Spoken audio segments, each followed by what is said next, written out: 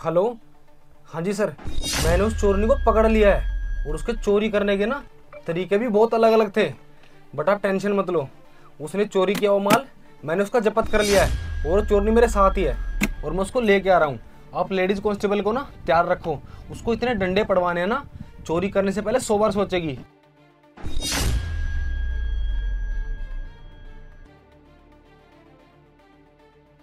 अब मैं रखता हूँ, मैं उसको लेके आ रहा हूँ।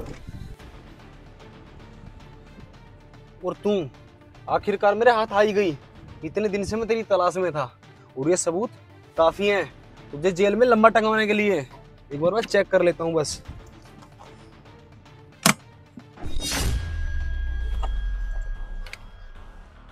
पैसे, इसमें पैसे थे, कहाँ गए? मुझे कैसे पता? आपने ही तो रखे थे पैसे। अरे तो पागल हो गया क्या? तेरे मेरे अलावा है ही कौन यहाँ पे? मुझे लगता है पैसे चोरी करने में तेरा ही हाथ है। नहीं नहीं साहब, मैंने आपके कोई पैसे नहीं लिए। आपने मेरे को यहाँ पे बेफालतू में बिठा रखा है। मैं कह तो रही हूँ मैंने कोई चोरी नहीं की है। आपको यकीन ही नहीं हो रहा मेरी बात पे। पहले तू बाहर उतर, तेरे से बाहर बात करता हूँ मैं।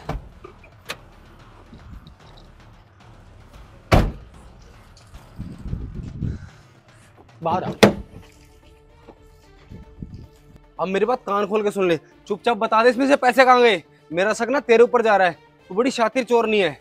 सर देखिए, मुझे आपके पैसों के बारे में कुछ भी नहीं पता। आपने मुझे फालतू में गाड़ी में बिठा रखा था। जब मैं कह रही हूँ मुझे पैसों के बारे में नहीं पता, तो आप मुझे जाने क्यों नहीं दे रहे हैं? चुप कर तू, मुझे सब पता है। तेरा दिमाग ना बहुत चलता है। अरे अभी अभी तो तू बैंक से चोरी करके भागी थी, मैंने तुझे रंगे हाथों पकड़ा था, वो भी सबूत के साथ। और मैंने तो साहब को सब बता दिया था, मैंने तुझे सबूत के साथ पकड़ा है, पर तूने सबूत ही गायब कर दिया। अब मैं उनको क्या जवाब दूंगा? और मेरे पास एक यही सबूत था जिससे मैं तुम्हें जेल करवा सकता था। अब साहब जी मेरे को नौकरी से निकाल देंगे अगर मैं तुम्हें सबूत के साथ लेके नहीं पहुंचा तो। मुझे नहीं पता किसी सबूत के बारे में। जब मैंने चोरी की ही नहीं है तो मैं पैसे कहाँ से लाऊंगी साहब? और आपकी अगर नौकरी जा रही है तो इसमें मेरा क्या कसूर है? मैंने तो कोई चोरी नहीं की है ना साहब। अबे ओए तू चुप कर। आज से पहले जितनी बार भी तूने चोरियां की है ना, तू मुझे कैसे न कैसे करके चकमा देके भाग गई। और मेरे को लग रहा है तू आज मेरे को चकमा देने वाली है, मगर मैं तुझे छोड़ने वाला नहीं हूँ। मगर आखिर मैं ऐसा करूँ क्या कि मैं तुझे जेल में डाल सकूँ? देखिए साहब, मैंने कुछ भी नहीं किया है, आप मुझे जाने दो। और अगर मेरे घर पता चल गया तो बहुत बड़ी मुसीबत हो जाएगी, इसलिए मैं तो जा रही हूँ साहब। रुको साहब, ये रहे आपके पैसे।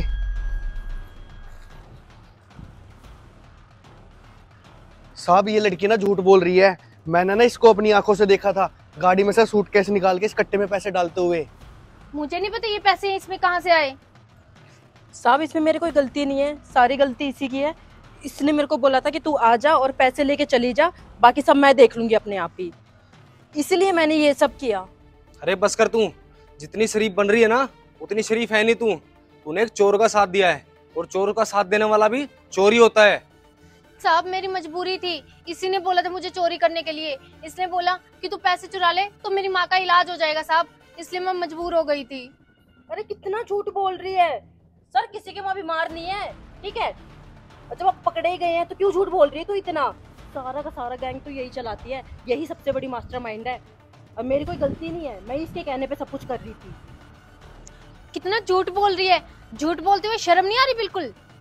अरे बस कर तू, मुझे तेरा अच्छे से पता है कि तू कितनी बड़ी चोरनी है और तू अच्छे अच्छे को ना चकमा दे सकती है। आज तूने मुझे चकमा दे दिया, तूने मेरे सारे सबूत मिटा दिए, वो भी इसके साथ मिलके। और वैसे साहब इनसे ना बात करने का कोई फायदा नहीं है, वो तो अच्छा हुआ मैंने इनको सही टाइम पे देख लिया। तूने बिल्कुल ठीक कह रहा है, ये ऐसे मानने वाले नहीं है। इनको ना डंडों की भाषा समझ में आती है। इनको थाने लेके जाता हूँ, डंडे पड़ेंगे ना तब सारा सच बताएंगे ये। गाड़ी में बैठो, बहुत हुआ तुम्हारा, चलो बैठो।